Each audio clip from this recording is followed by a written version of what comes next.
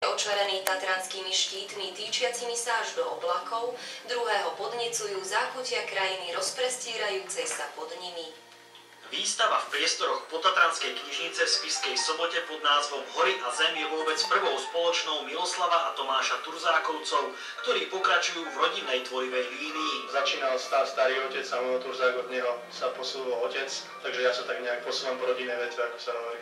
Takže spája nás, ale asi tá jednotná línia stále taká inomádna ostáva. Syn Tomáš skôr expresívne vyjadruje pocity a emócie pretavené do sily prírody. Otec Miloslav tvorí akési opozitum tejto zemskej témy. Otec v podstate v tvorbe tvorí viac racionálnejšie, napriek tomu, keďže sám bol dlho horolezec v obdobie, tak v podstate maluje to, čo pozná. Obrazy vyvolávajúce spomienky a čistotu myšlienok z pobytu v prírode oceňujú všetci príbuzní, známi, ale aj milovníci umenia. Tatry sú nám blízke, trošku ich poznáme, no a oni keď to dajú na plátno, tak je to také dobré umelecké dielo, mne sa to páči. Kde sú Tatry, tak ja to zbožňujem.